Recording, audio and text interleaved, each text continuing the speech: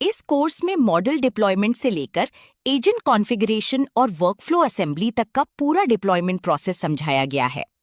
आज की इस ट्रेनिंग सेशन में हम सीखेंगे कि माइक्रोसॉफ्ट फाउंड्री में मॉडल्स और एजेंट्स को प्रोग्रामेटिकली कैसे कॉन्फ़िगर और डिप्लॉय किया जाता है। जब आप अज्योर पर कोई एआई सॉल्यूशन बनाते हैं तो हर चीज को पोर्टल से मैन्युअली करना स्केलेबल नहीं होता। एंटरप्राइज प्रोजेक्ट्स में हमें कोड के जरिए ऑटोमेशन चाहिए होता है। इसकी शुरुआत होती है एआई प्रोजेक्ट क्लाइंट को सेटअप करने से। एआई प्रोजेक्ट क्लाइंट वो मेन ऑब्जेक्ट है जो आपकी कोड को आपकी अज्योर क्लाउड में मौजूद फाउंड्री प्रोजेक्ट से कनेक्ट करता है। इस कनेक्शन को सुरक्षित बनाने के लिए हम कभी भी प्लेन टेक्स्ट में चाबियां या पासवर्ड्स नहीं लिखते, बल्कि डिफॉल्ट अज्योर क्रेडेंशियल का इस्तेमाल करते हैं, जो रोल बेस्ड एक्सेस कंट्रोल के जरिए ऑटोमेटिकली बैकएंड से ऑथेंटिकेट कर लेता है। एक बार जब क्लाइंट इनिशियलाइज हो जाता है तो ये आपको डिप्लॉयमेंट्स और एजेंट्स जैसे ऑपरेशंस का सीधा एक्सेस दे देता है। इसी क्लाइंट का इस्तेमाल करके हम आगे देखेंगे कि कैसे एक नया एआई मॉडल क्लाउड पर स्पिन अप किया जाता है और उसे सही कैपेसिटी के साथ कॉन्फ़िगर किया जाता है। इस कोड स्निपेट में हम एआई प्रोजेक्ट क्लाइंट को एक कनेक्शन स्ट्रिंग का उपयोग करके इनिशियलाइज कर रहे हैं। हमने कनेक्शन स्ट्रिंग को सीधे कोड में लिखने की बजाय os.environ का इस्तेमाल करके इन्वायरमेंट वेरिएबल से रीड किया है, जो कि एक सिक्योर कोडिंग प्रैक्टिस है। From connection string method client object बनाता है और डिफॉल्ट अज्योर क्रेडेंशियल ये सुनिश्चित करता है कि कोड उसी आइडेंटिटी के साथ रन हो जिसे अज्योर में परमिशन मिली हुई है। एक बार ये क्लाइंट ऑब्जेक्ट बन जाने के बाद हम इसके अंदर मौजूद क्लाइंट डॉट डिप्लॉयमेंट्स और क्लाइंट डॉट एजेंट्स जैसी प्रॉपर्टीज को एक्सेस कर सकते हैं। ये सेटअप हर डिप्लॉयमेंट स्क्रिप्ट का पहला और सबसे जरूरी स्टेप होता है। ये आर्किटेक्चर क्लाइंट इनिशियलाइजेशन का सिक्योर फ्लो दिखाता है। Python script default Azure credential को कॉल करती है।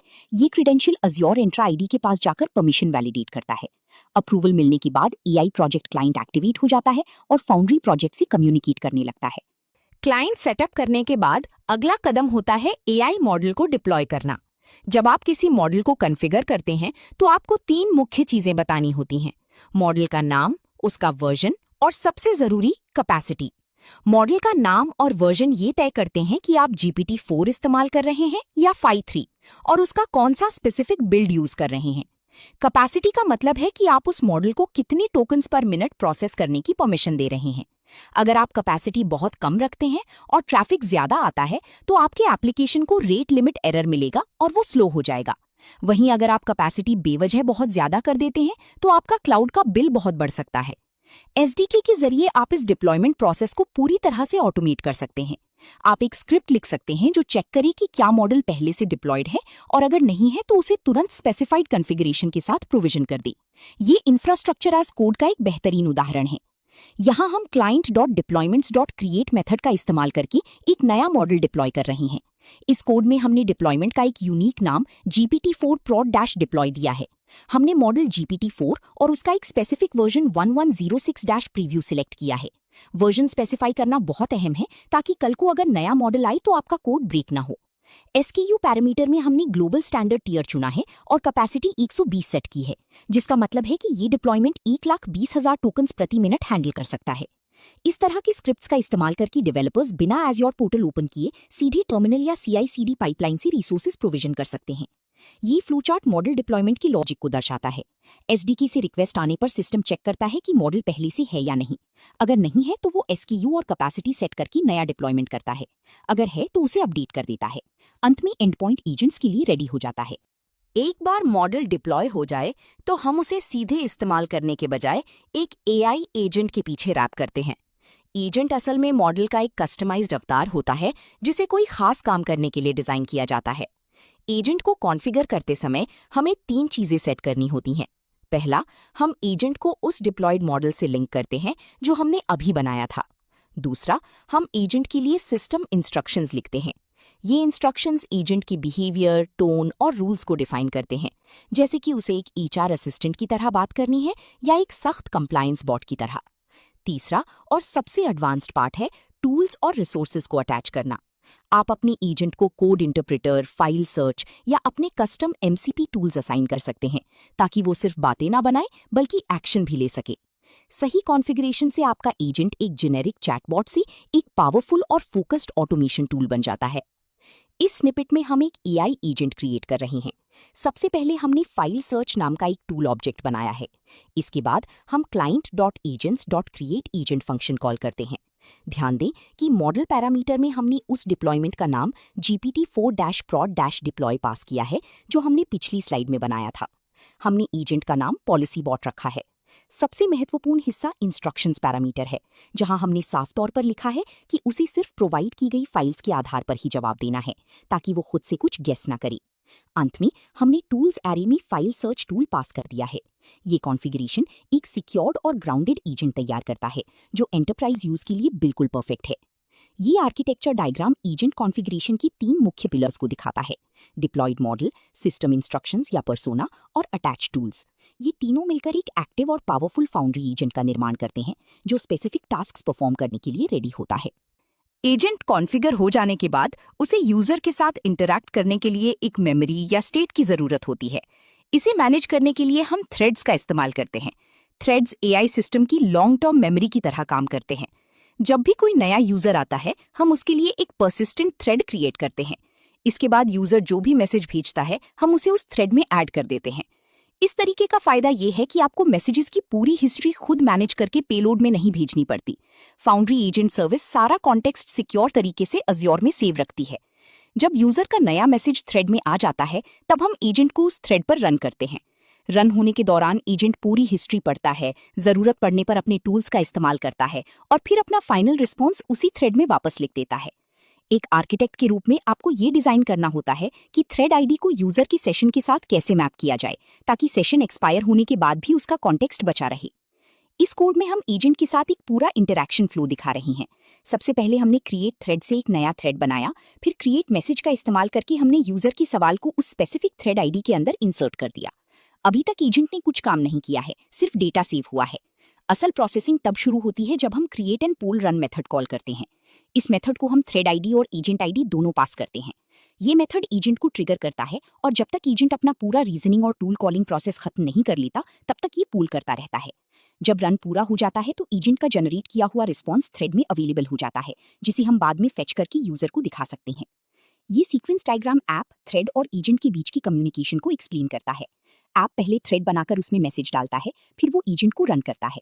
एजेंट थ्रेड से हिस्ट्री पढ़ता है, प्रोसेस करता है और रिस्पॉन्स को वापस थ्रेड में सेव कर देता है, जहां से ऐप उसे फेच कर लेता है। जब आपके बिजनेस की रिक्वायरमेंट्स बहुत कॉम्प्लेक्स हो जाती हैं, तो कोई भी एक एजेंट सारे काम परफेक्टली नहीं कर सकता। ऐसे सिनेरियो में हमें मल्टी एजेंट ऑर्केस्ट्रेशन की जरूरत पड़ती है। इसका मतलब है कई अलग अलग स्पेशलाइज्ड एजेंट्स को एक साथ मिलाकर एक पूरा वर्कफ्लो बनाना।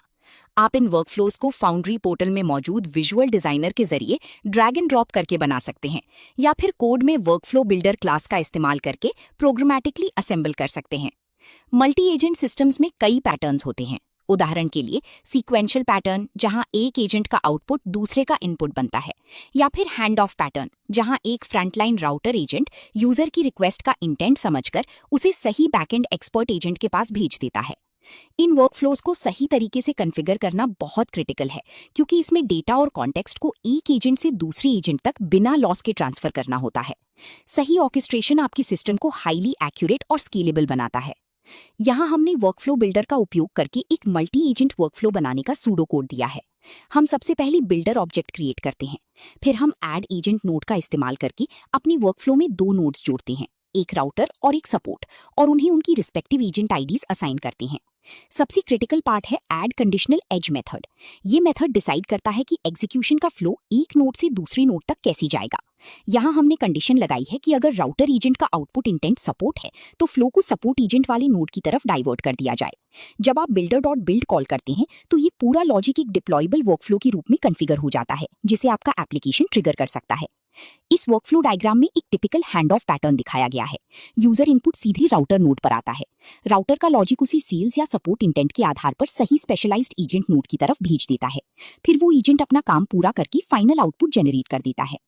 डिप्लॉयमेंट कॉन्फ़िगरेशन का आखिरी और सबसे प्रोफेशनल स्टेप है इसी CI/CD यानी कंटिन्यूअस इंटीग्रेशन और कंटिन्यूअस डिप्लॉयमेंट पाइपलाइंस के साथ जोड़ना। जब आप एक बड़ी एंटरप्राइज में काम करते हैं, तो कोई भी डेवलपर सीधे प्रोडक्शन पोर्टल पर जाकर एजेंट के प्रॉम्प्ट्स या सेटिंग्स चेंज नहीं करता। इसके बजाय हम एजेंट की पूरी कॉन्फ़िगरेशन को YAML फाइल्स या कोड के रूप में गिट रिपॉजिटरी में सेव करते हैं। जब भी कोई डेवलपर एजेंट की इंस्ट्रक्शंस या टूल्स में कोई बदलाव करके कोड कमिट करता है, तो गिटहब एक्शंस या एजर डेवऑप्स की पाइपलाइन ऑटोमेटिकली ट्रिगर हो जाती है। ये पाइपलाइन पहले नए कॉन्फ़िगरेशन को टेस्ट एनवायरनमेंट में डिप्लॉय करती है और सब कुछ सही होने पर उसे प्रोडक्शन में अपडेट कर देती है। ये अप्रोच इंफ्रास्ट्रक्चर एज कोड कहलाती है। इससे ना सिर्फ एरर्स कम होते हैं, बल्कि अगर कुछ गलत हो जाए तो आप तुरंत पुरानी स्टेबल वर्जन पर रोल बैक कर सकते हैं। अगर आपको ये वीडियो पसंद आया तो लाइक और सब्सक्राइब जरूर करें। अपने AI 103 सर्टिफिकेशन की सॉलिड तैयारी के लिए quicktechie.com पर विजिट करें, जहां आपको premium question banks, e books, audio books, full training और इंटरव्यू गाइड्स मिलेंगी। ये कोड एक गिटहब एक्शंस की YAML फाइल का स्निपेट है जो AI एजेंट की डिप्लॉयमेंट को ऑटोमेट करता है। जब भी कोड रिपॉजिटरी में कोई पुश इवेंट होता है तो ये पाइपलाइन ट्रिगर हो जाती है। सबसे पहले ये कोड को चेकआउट करती है, फिर ये रन डिप्लॉयमेंट स्क्रिप्ट स्टेप को एग्जीक्यूट करती है। यहाँ सबसे अहम बात यह है कि हम इन्वायरमेंट वेरिएबल में प्रोडक्शन का कनेक्शन स्ट्रिंग पास कर रहे हैं, जो गिटहब की secure secrets $!flower bracket secrets dot prod underscore con underscore str dot flower bracket से आ रहा है। इसके बाद ये डिप्लॉय एजेंट डॉट py नाम का पाइथन स्क्रिप्ट रन करती है, जिसके अंदर हमारा वही AI प्रोजेक्ट क्लाइंट वाला कोड लिखा होता है, जो एजेंट की सेटिंग्स को एजर क्लाउड पर अपडेट कर देता है। इस तरह से डिप्लॉयमेंट पूरी तरह सिक्योर और ऑटोमेटेड हो जाता है। ये साइकिल डायग्राम CI/CD के थ्रू डिप्लॉयमेंट फ्लो को दर्शाता है। डेवलपर कोड कमिट करता है, जिससे पाइपलाइन ट्रिगर होती है। सिस्टम कॉन्फ़िगरेशन को वैलिडेट करके टेस्ट एनवायरनमेंट में डालता है। अगर टेस्ट पास हो जाते हैं तो उसे प्रोडक्शन में डिप्लॉय किया जाता है, वरना अलर्ट जनरेट करके रोल बैक कर दिया जाता है। Welcome to quicktechie.com. So just type in quicktechie.com here. Then you can go through the material which is provided by Quicktechie. So we have first of all video courses which you can go here and you can find the various video courses across the technologies as well as finance domain. So if you see in Microsoft, we have 8 programs currently running. Next, you can go through the ebooks available. So all the ebooks which are in PDF format today, and you can download this. So let me go through Microsoft certification ebooks. You can click on any of this and you can see this is the PDF available for you to download. So these are the premium ebook mostly available on quicktechie.com platform only. Now the second part is exam simulator. As we primarily focus on the all technology companies and finance domain certification preparation material, so this is company wide listed here and you can go through this. So let me go through the Microsoft one again. You can see these are all Microsoft related certification. AB 730 exam, if you open it, so you can see here this, and all the practice papers are available here. Today we have a 5 practice paper. So click on the first practice paper. It would load the questions. You can answer this question. This is way you can answer it and you can move to the next question. Now third material we wanted to highlight is an audiobook. So we started recently with the audiobooks as well, which you can listen on the go, and various technology wise ebooks are available. And at the last, this is our alumni. These people who are subscribing to our courses and this platform, they are all listed here.